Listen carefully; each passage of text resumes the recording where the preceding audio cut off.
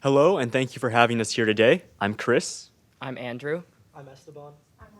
And I'm Elena. In today's meeting, we will discuss the evidence that although the economy has been strong with solid growth in a historically tight labor market, it also faces mounting uncertainty and downside risks as a result of developments around the world. In light of these conditions, many economists have advocated for precautionary rate cuts as a means of smoothing over and sustaining the current expansion.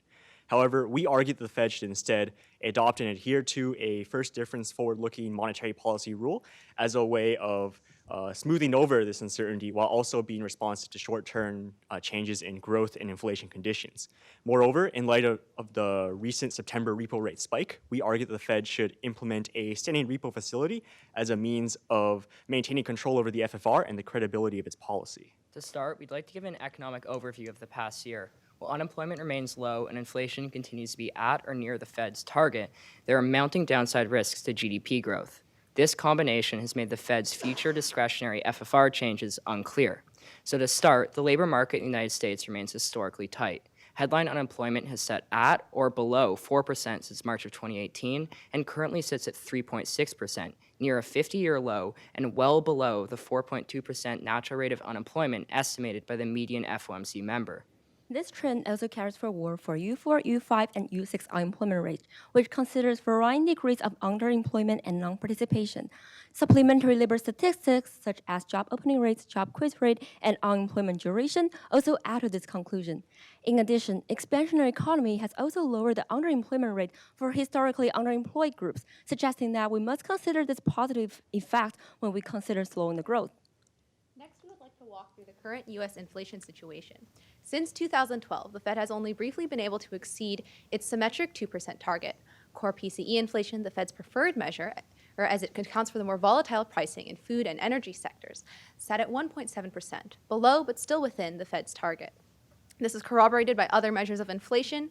PCE inflation is at 1.3% and CPI inflation at 1.8% over the same period. Next, we will discuss the financial sector. Currently, the sector is stable and resilient to shocks, with the Fed's most recent comprehensive capital analysis and review finding that the 18 largest financial institutions were all well capitalized and exhibited strong capital planning practices. However, there are some early signs of excess risk. For instance, the Shiller PE ratio, a cyclically adjusted price-to-earnings ratio for the S&P 500, currently sits elevated at over double its historical median and mean and is currently near its highest level since the dot-com bubble burst. Moreover, total credit to non-financial corporations as a percentage of GDP is currently at an all-time high and has begun to plateau, suggesting that the credit cycle may be at its peak and that corporations may be over-leveraged. Despite strong growth and reasonable inflation, annualized GDP growth has slowed. In the third quarter of 2019, GDP growth fell to 1.9%, down from 3.1% in the first quarter and 2.9% in 2018. This decline, supported by developments on both the demand and the supply side, indicate that in the near term, GDP growth will slow. For example, the Consumer Sentiment Index fell from 98.4 in July to 89.8 in August, marking its sharpest decline since 2012 and far lower than the expected 97. The Institute for Supply Management's Purchasing Managers Index reported a contraction in the manufacturing sector for the past 3 months. The October Beige Book supports this decline in manufacturing, as well as reporting growing weaknesses in the agricultural sector. Moreover, gross domestic investment as a percentage of GDP currently sits at 17.4%. This is well below its pre-recession levels of 18 to 20%, indicating that gross domestic investment has still not fully recovered from the recession. In short, given a historically tight labor market and reasonable levels of inflation, it is clear that as of now, the Fed has achieved its dual mandate of maximum employment and price stability. Normally, combined with a growing economy under such conditions, one would actually expect the Fed to raise the target FFR range. However, since August, the Fed has been lowering the FFR, creating an uncertainty surrounding what is precisely going into the Fed decision-making process. Chair Powell has communicated that these decisions are in part a response to a number of ongoing conditions around the globe that have increased uncertainty and dampened global growth outlooks. Of particular concern at the moment is the U.S. trade policy. Not only are tariffs themselves a drag on the economy, but uncertainty surrounding the future of the supply chain and the future of the trade policy is also impacting business investment confidence. In addition to U.S. trade war concerns with China, the president's willingness to turn to tariffs for alternative political goals has also increased uncertainty surrounding the U.S. trade policy. The president has also been notable in his vocal criticisms of the Fed, and concerns about Fed independence have certainly elevated uncertainty. JP Morgan's Bolfifi index indicates that in the 5 minutes after Trump has made a relevant tweet, currency markets and treasury yields experienced increased volatility. Further developments, including Brexit, increased protectionism around the world, protests in Hong Kong, and tensions in the Middle East, have also increased economic uncertainty globally. The Fed's method of addressing this uncertainty has only increased uncertainty.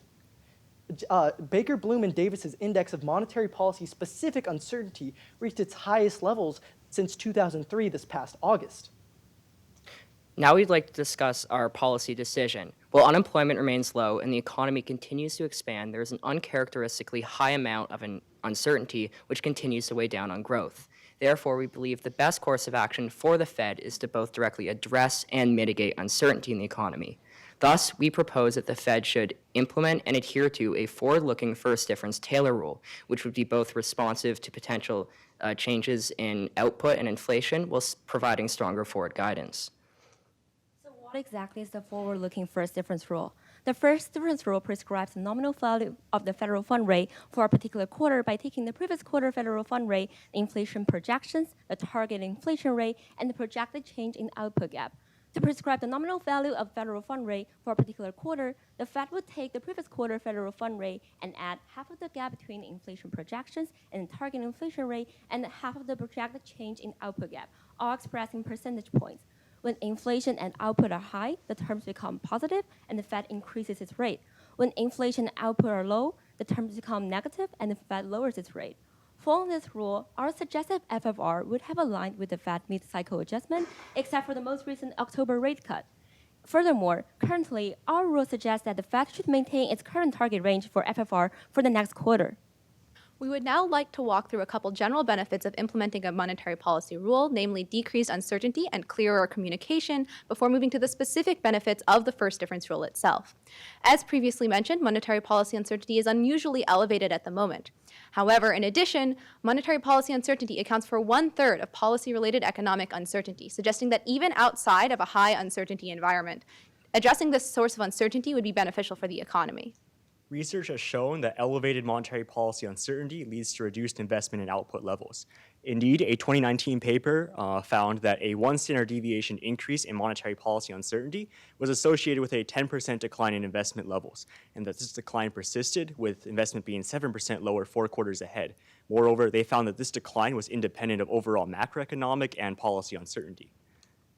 A policy rule would be especially beneficial due to the fact that much of the available literature indicates that Fed discretionary forward guidance has largely failed to make an impact. In particular, discretionary forward guidance is largely ineffective at spurring economic growth. Researchers suggest that this lack of efficacy is due to the fact that market participants interpret Fed policy announcements in different ways. Implementing a policy rule would of course avoid this confusion, as any market participant would have clear and simple reasoning for Fed actions. We would now like to focus on our decision of the first difference rule. This choice was made with 3 considerations in mind. First, the rule is responsive to changes in short-term growth and inflation rate projections, 2 of the primary concerns communicated repeatedly by Chair Powell. Also, researchers have found that compared to discretionary policy, a first difference rule performs stronger while operating under the exact same expectations of inflation and growth. Second, using a first difference rule would allow policymakers to avoid having to factor in structural quantities such as the natural rate of interest. Such quantities can be prone to significant estimation errors, which would be costly in the context of a monetary policy rule. And stochastic simulations have shown that using a first difference rule is a robust and effective way of mitigating such errors. Third, under stochastic models, forward-looking first difference rule perform almost as well as models which take in more parameters, while significantly outperforming level rules such as the Taylor's rule. In addition, it was found out that models with more parameters are less robust against model uncertainty and are more prone to fluctuations in inflation, output, and interest rate, suggesting that the cost of better performance associated with a more complex model would outweigh the benefit. Therefore, our forward-looking first difference rule strikes an optimal balance for the policymakers. Of course, no rule should be set in stone, and as such, a system of review should be put in place to ensure that Fed rules are appropriate given current economic conditions. Thus, we propose adopting the framework put forward in Orphanides 2015, in which the discretionary role of the FOMC is now used to evaluate current rules and choose new rules which reflect the current state of knowledge while being robust to error. This review process would be transparent and would be based on regularly updated information regarding the Fed's near-term projections and estimations of structural values. We would now like to turn our attention to the recent spike in repo rates. On September 17th, the overnight repurchase agreement, or repo rate, spiked at 10%, well above its average of 2%, and this spike actually caused the FFR to rise to 2.3%, above its target range. In response, the Fed has been adding much-needed liquidity into the repo markets by buying short-term treasuries and mortgages, and recently, on November 5th, they purchased $100 billion to inject into the repo markets. Some of the short-term causes of the spike include a deadline to submit corporate taxes caused a cash crunch, the fact that the Treasury auctioned $78 billion worth of debt. Longer-term causes include increased capital requirements and a decrease in Fed liquidity from recently ended balance sheet reductions. In light of these conditions, we argue that the Fed should establish a standing repo facility as a means of lending out cash in exchange for holding treasury securities as collateral.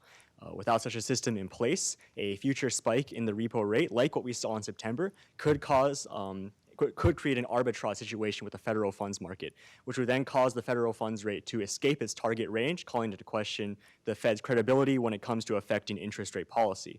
With such a system in place, there would be a soft upper bound on the repo rate, meaning that future fluctuations would be less severe, strengthening control over the federal funds rate and thus the Fed's credibility of its policy.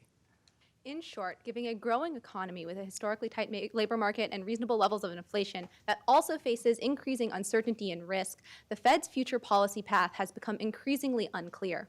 We propose that the Fed directly address this uncertainty by implementing a forward-looking first difference rule, which would also respond to the Fed's primary concerns of short-term inflation and growth conditions.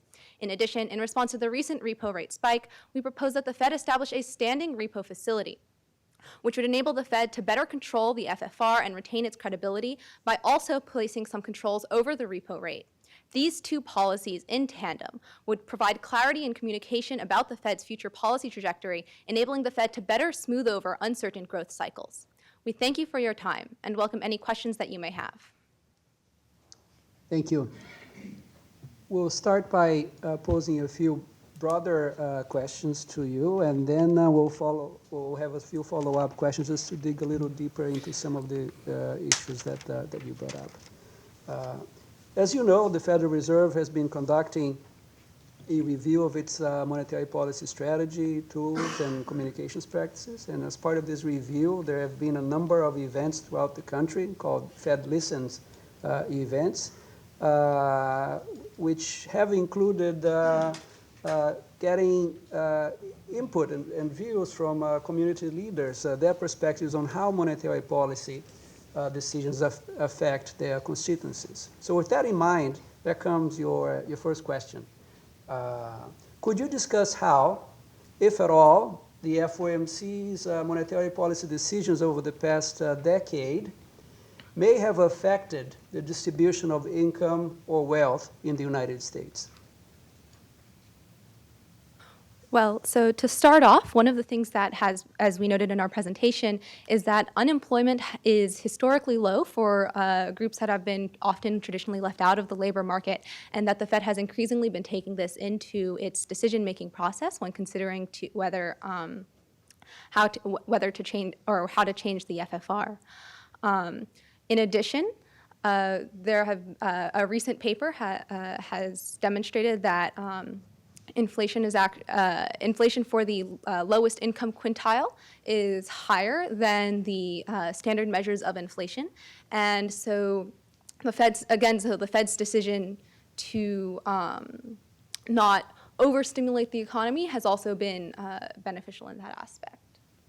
Furthermore, I think it's important to add that the Fed has taken criticism in the past for its quantitative easing practices and the idea that quantitative easing benefits wealthy individuals more just due to the fact that Feds are buying asset classes owned by wealthy individuals.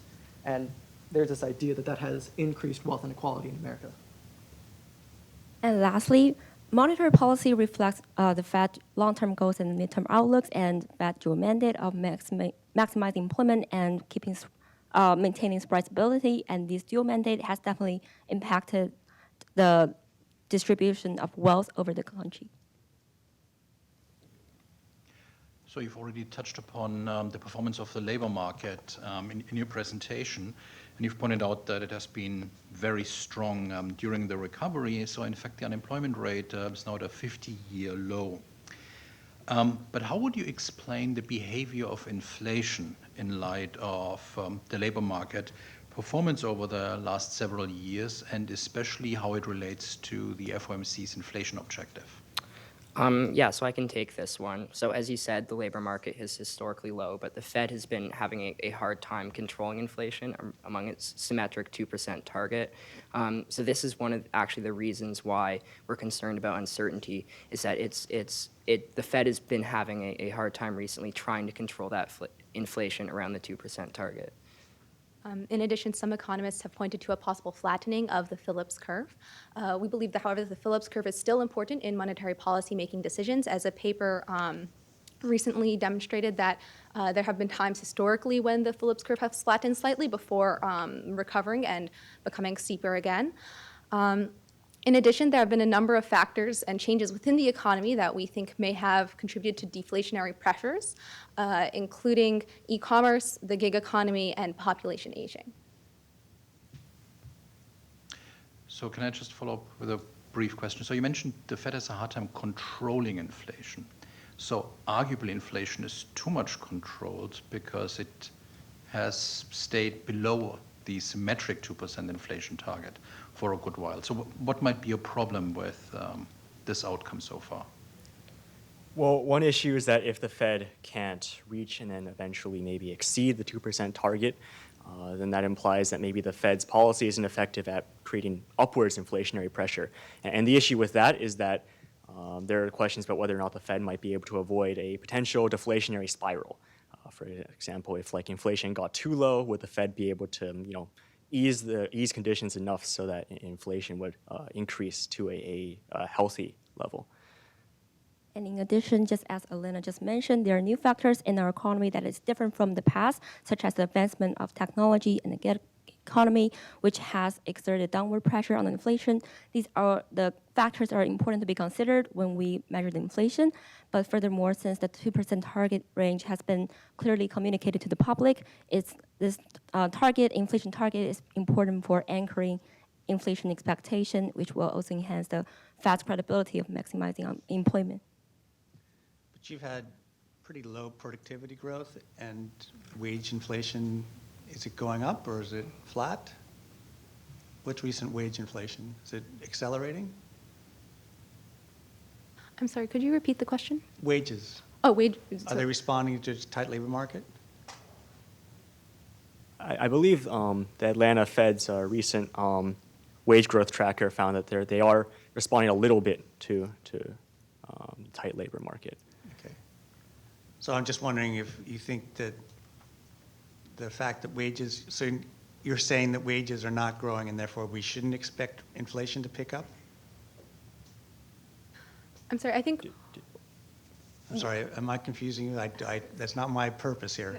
So I think what we're saying is that we have not seen as much inflation as wages as we would expect. And we do have, there are some thoughts from Fujita and Fujiwara about why population aging might contribute to that, namely that as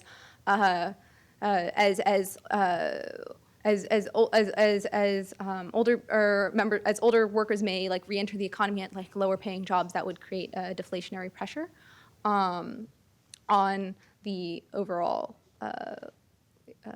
labor situation. Sorry, inflation situation. Your recommendation was the adoption of a particular policy rule, first difference policy rules. I have two clarifying questions. One, and I may remember this wrong, well, did you have the output gap on the right-hand side of your rule? We have the changes in the output gap. The change in the output gap. Yeah. So I'm trying to understand, because you mentioned that one of the advantages of first difference rule is you don't have to worry about unobservables. Could you help me understand this point, please? So the like- first difference rule is a measure of a very short-run change, short-run adjustment that you would make to the FFR. And so it's based off of basically the difference in, I guess, what you want for the next period versus the current FFR that you have. And basically, because of the way that's calculated, you're taking the change in the growth projections 4 quarters ahead versus your growth projections for the next quarter. And basically what happens is that in that really short period of time, the potential GDP growth rate, that is the kind of theoretical quantity in question here, would effectively be differenced out because there wouldn't be so significant of a change within that period of time. Adding on to that, if there were a significant change in the potential output gap, then that's where our system review would come into place, where we could modify our rule in order to account for that. Yeah, but isn't potential growth an unobservable variable? Yes, these are variables such as the neutral rate of interest and potential GDP are both these kind of like unobservable theoretical quantities that we're talking about that are subject to large model error, which is why we don't want to have them directly influencing the rule. However, studies that have looked at estimating these quantities, although they have variation within the studies, they tend to move more or less together when it comes to whether or not these quantities become systematically lower or higher, and that would be what would actually affect the first difference rule or in our review process. So even though there's uncertainty maybe about the specific level of the neutral rate of interest, the general understanding of these estimations move together when considering whether or not this neutral rate of interest has become higher or lower. Just on rules, but not necessarily on this particular one, you mentioned that one of the benefits would be a reduction in I think you said, monetary policy uncertainty. Do you see any costs, any downsides of adopting a rule for setting monetary policy? One concern that we potentially had is that if the Fed were to adopt a monetary policy rule, it would be the only central bank to have one, or only major central bank to have one. And since the Fed affects a lot of other countries' monetary policy, we think there might be maybe a disconnect between this action and what the other countries have. But we also think that other countries also have very different policies already. Some countries have negative interest rates. So this effect is minimal, but something that we have been considering. Just to add on to that, one of the considerations that we did have was what would happen if this rule got us towards the zero lower bound and we began approaching that. That would be presumably something that would not, because of the weights on our rule and the way our rule works, it does not have significantly drastic changes typically. So any approach of the zero lower bound would be foreseen and would also be one of the things that would prompt the review process. Furthermore, I think we have to think about, because we are shifting to a new policy paradigm, communicating our rule clearly to the public and making sure it's well understood before it's actually implemented. You mentioned the effective zero bound, the effective lower bound. So suppose we do find ourselves in a situation where, whether it's through the rule that you're proposing or any other way, that we find ourselves with a very weak economy with the federal funds rate already nearly zero. So we wanted to ask you about negative nominal interest rates, the costs and benefits. If you're facing a situation like this and you're sitting at the FOMC, how do you view the costs and benefits of negative nominal interest rates, please? Well, to start off, so far, Fed policy has, of course, been not to take these negative nominal interest rates. So I think before any consideration of specifically going negative, we also need to take in consideration various unconventional monetary policy tools. Then, of course, when it comes to negative nominal interest rates, as there are countries around the world that have begun implementing negative rates or have implemented rates, an increasing body of research is beginning to appear on this, and that would certainly be something that we would want to consult in the event of possible considerations of a negative nominal interest rate. I just want to add that it's also unclear whether or not the Fed can legally implement a negative interest rate. Why? Just questions over, like the way, I guess, in legislation, the Federal Reserve is kind of established and declared, if that makes sense. Okay. So let me come back to an earlier point. So you mentioned the possibility of deflationary spiral when inflation expectations remain below the target. So wouldn't be one option to fight against this to lower the interest rates aggressively? Yes, but there is some research out there to suggest that, especially in a rules-based framework, it is not always good to necessarily overreact to very potentially short-term and transitory, I guess, conditions in, say, the growth outlook or inflation conditions by changing the way you weight those things when it comes to making policy decisions. Because in the longer run, when those things eventually smooth over, which we believe, low inflation is going to eventually kind of pick up because of kind of the nature of, I guess, the current inflationary pressures as a result of e-commerce and everything like that. We believe that, the research has shown that it is better and more optimal for an economy under at least simulation to kind of stay the course when it comes to making their monetary policy decisions. Just to add to that, our rule, because it takes an inflation term into account, does directly address the question of whether the Fed would change interest rates in response to inflation, and our rule does commit the Fed to, if inflation is low, taking that into account when setting their rate, which would presumably help enable and anchor inflation expectations. You mentioned, just switching gears a little bit, you mentioned financial stability as a concern. Could you elaborate a little bit on the relationship between monetary policy and financial stability? Sure, I can take this. So one of the concerns that when looking at monetary policy you might have is pushing the interest rate too low could force market participants in a search for yield in which they take on increasingly riskier and riskier asset classes in order to find higher yields. Is there evidence that that's going on now? So from the research that we have looked at, it seems that due to this low interest rate environment in the past, that may have influenced the growing riskiness of the asset classes, especially during the recession.